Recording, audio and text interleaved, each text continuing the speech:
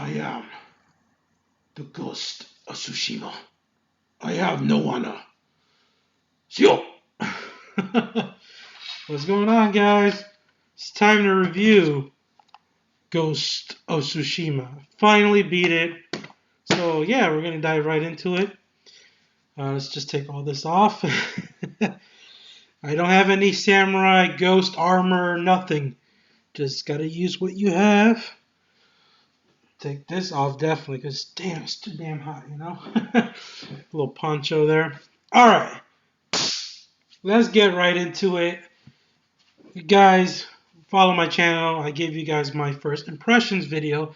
Overall, I was enamored with the game, but now I finally beat the story portion. I haven't like 100% platinum the game yet, because I like to take my time, and I know there's a lot of, game critics and gamers in general, they rush through the game, and I did not want to do that. I just wanted to be engrossed in this world as long as humanly possible, because if you see my first impressions video, you know that I love the game. And how do I feel now after beating the story? The deal's still sealed. I still love this game. This game is incredible.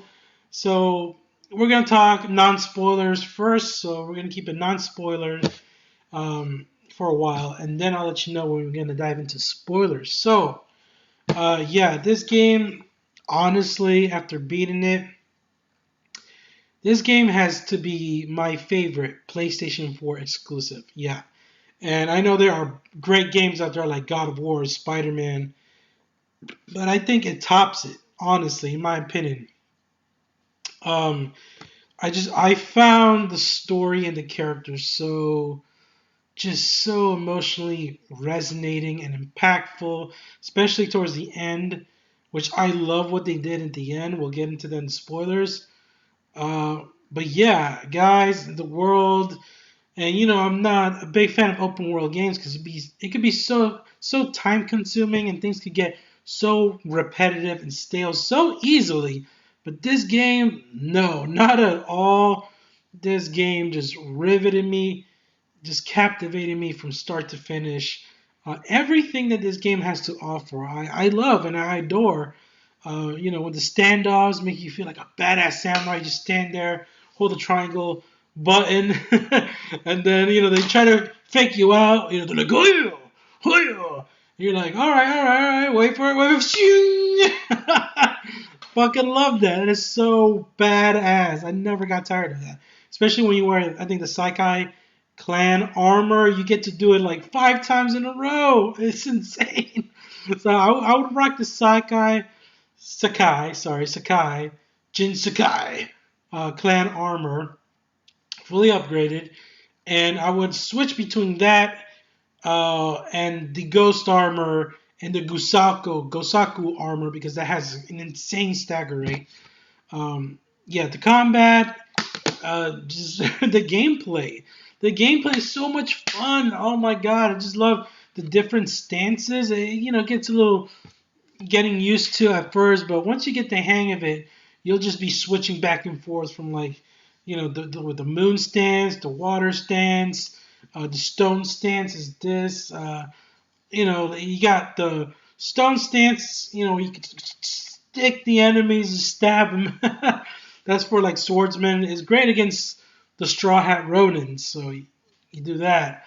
And then I don't know if it's the water one where you just hack and slash like a fucking madman against the shields, which is awesome. You got one for the brutes. You got one for the goddamn spear guys. You fucking sticking you with the spear. They got on my nerves quick. And also the Doja, the damn, bowman, shooting arrows at you every fucking 5 seconds. But I love the combat. The combat is just so great, so immersive. It just makes you feel like a complete badass. Like I always been a fan of like just samurai culture. It's always found it so fascinating.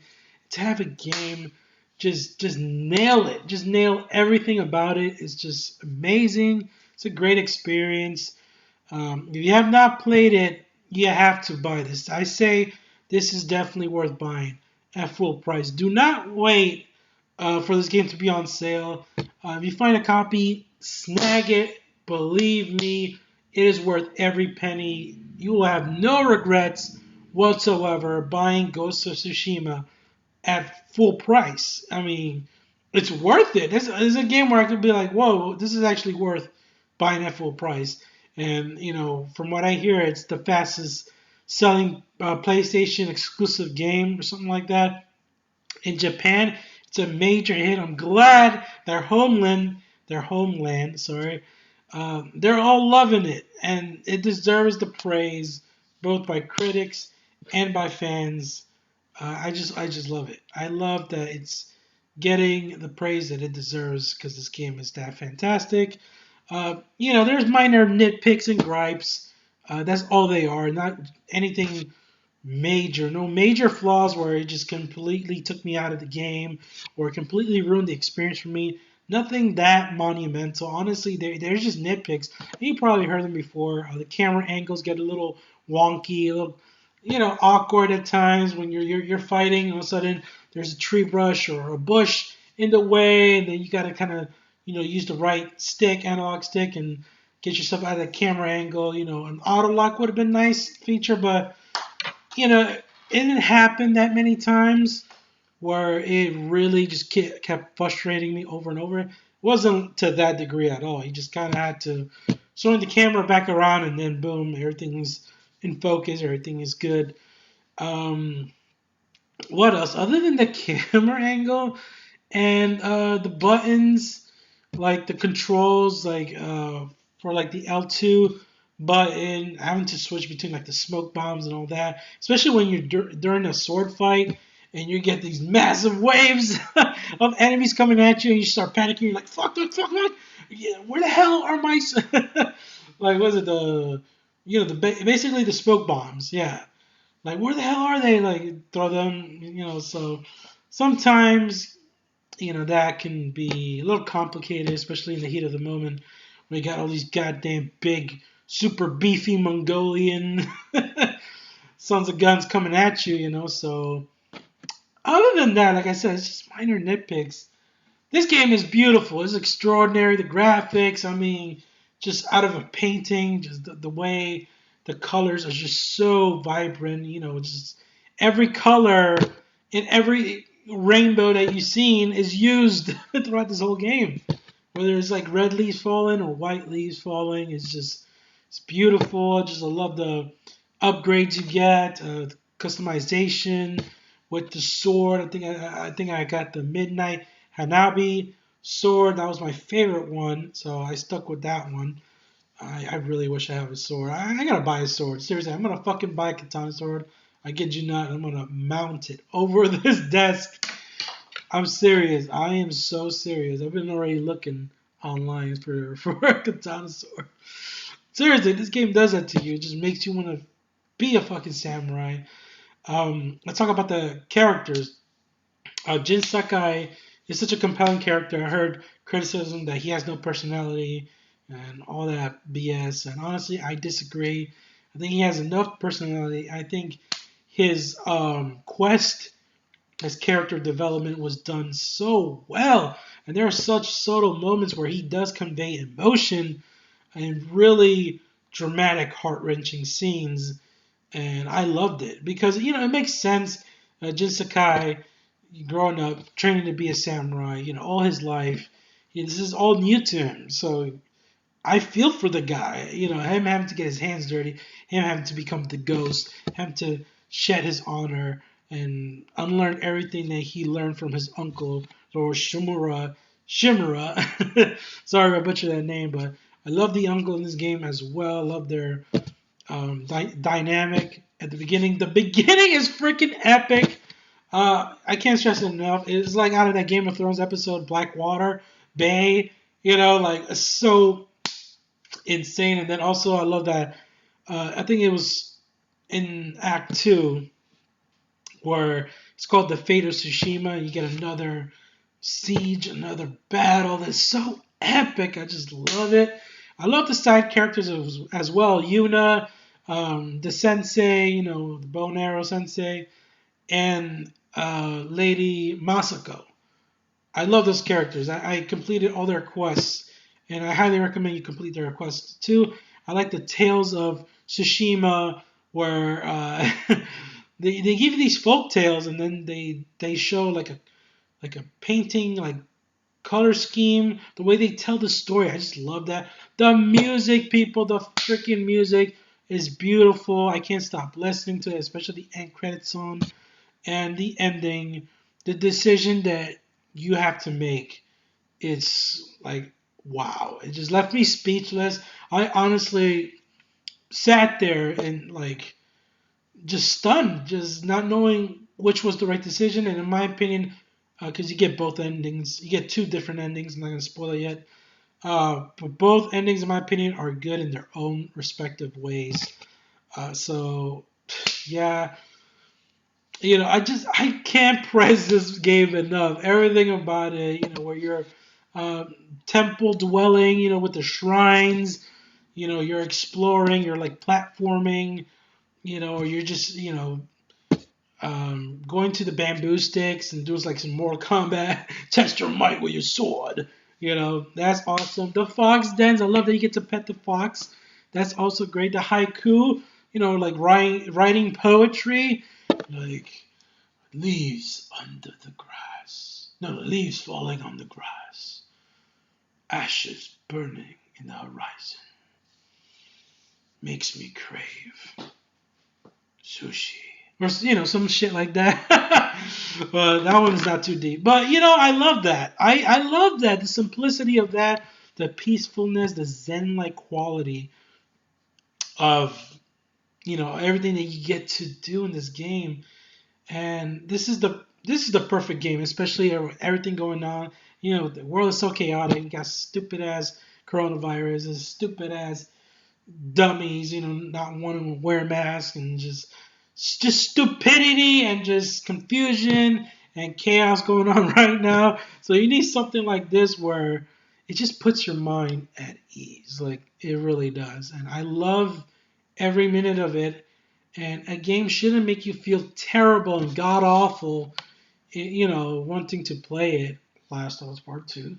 I'm just saying, hey, if you like yeah, more power to you. But if you played The Last of Us Part 2, you can't be like, oh yeah, that game was so happy go lucky and I had a blast. It was so much fun. It's like one of the most depressing, cynical, disgusting, just like I don't see how anybody would be excited to replay that game. But if you do, hey, more power to you. Like I said, just my opinion. Okay, that's all I'm saying. All right, back to Ghost of Tsushima. All right, we're 13 minutes in. It's a 10 out of 10, people. What did you expect? This is 10 out of 10, but I'm just like you can see, I'm excited to talk about Ghost of Tsushima. I loved everything about this game, what it had to offer. It exceeded my expectations.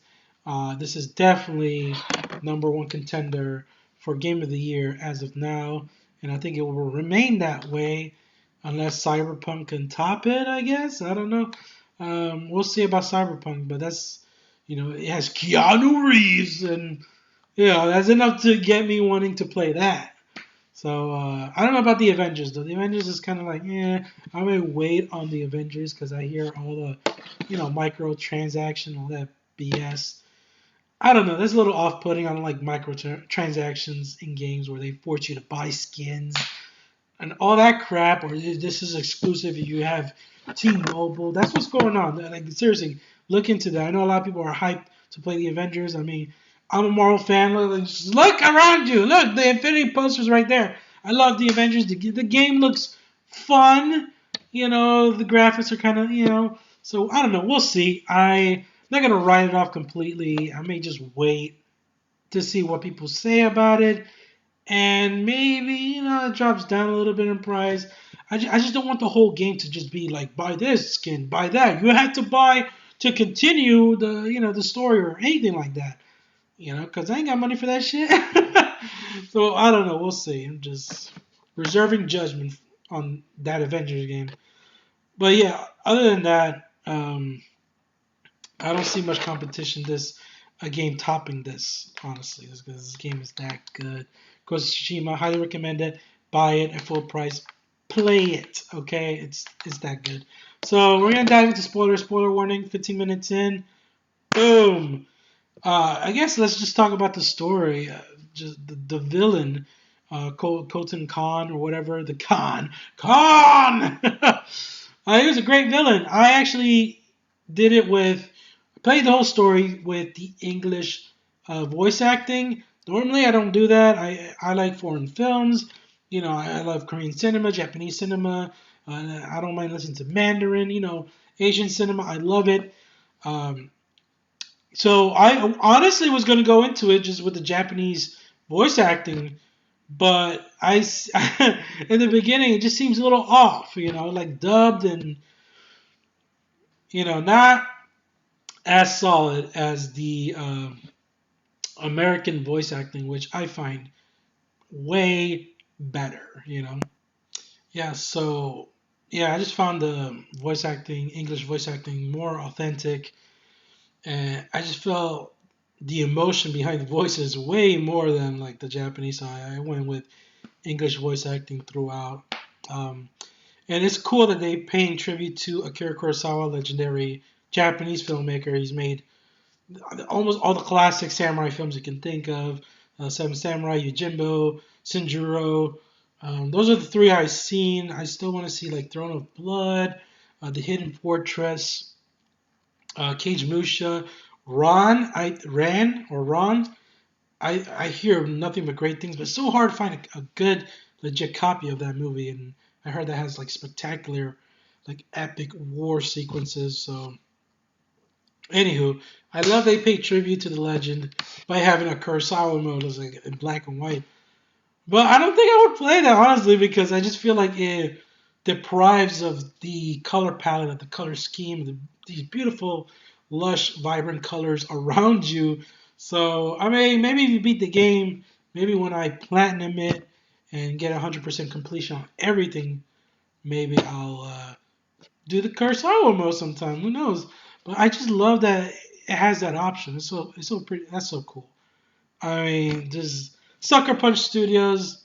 You guys are so awesome. They're only known for like Sly Cooper and I think Infamous Second Son. I never played, but I now want to pick it up.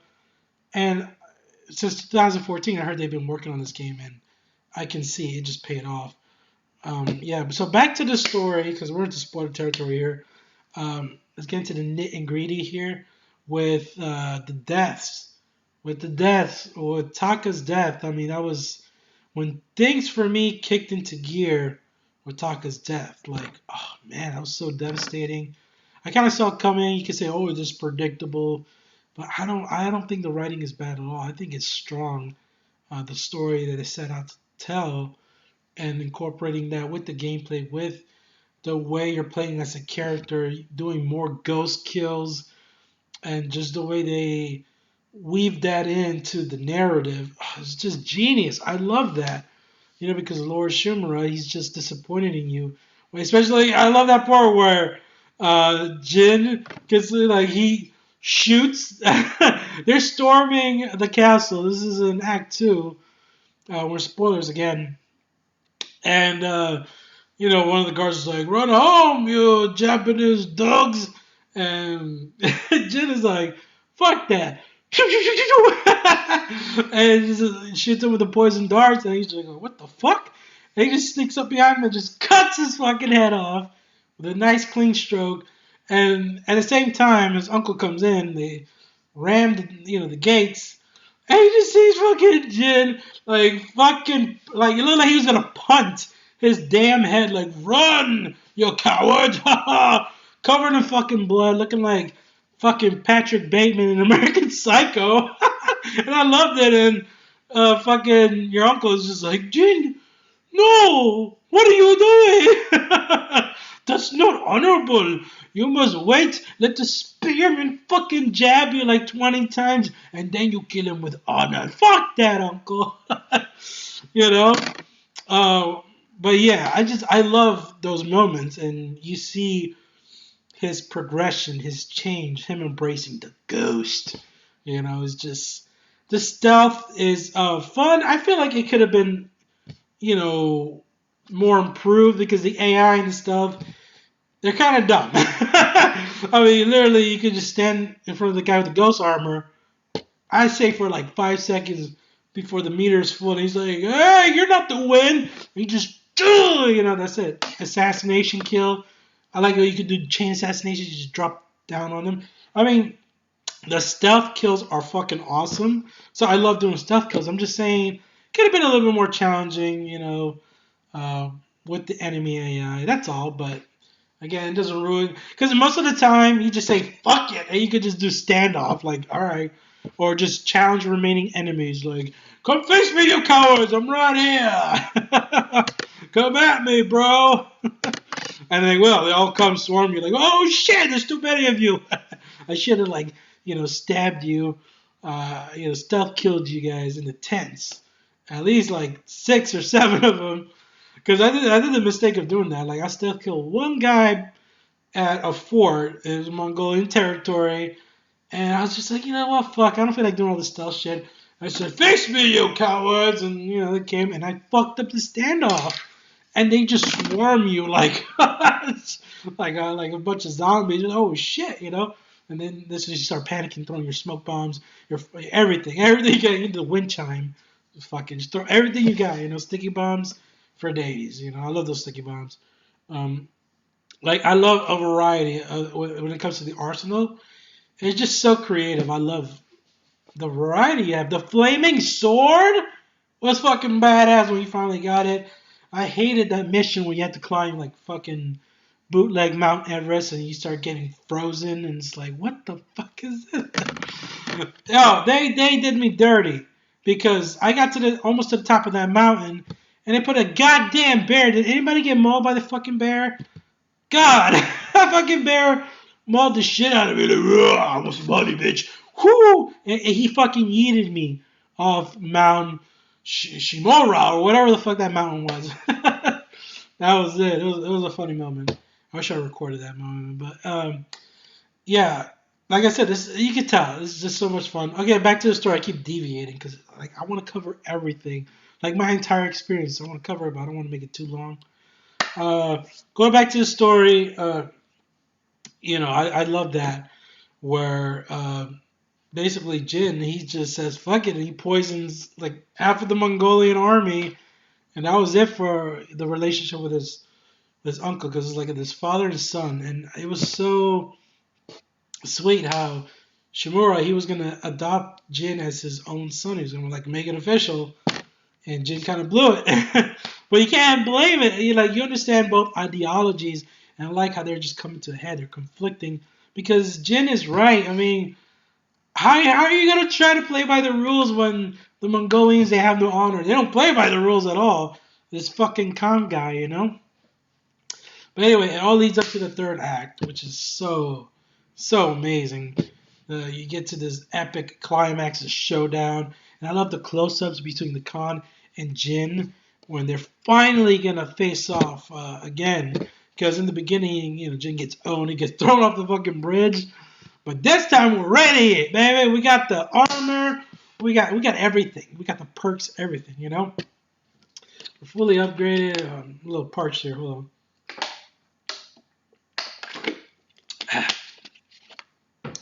So anywho, yeah, Khan was tough SOB. I'm telling you, with that spear, it was no joke. So it was a little difficult at first.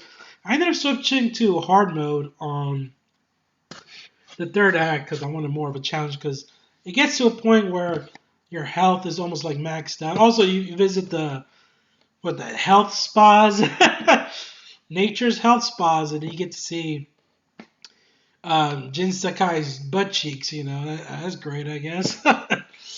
But anyway, you just feel so OP by the end of the game. You kind of want a little challenge, so switched to hard, and boy, that Khan, he was beating my ass with that spear. But I love the build up to that, and when he finally drives the sword through him, it's so gratifying.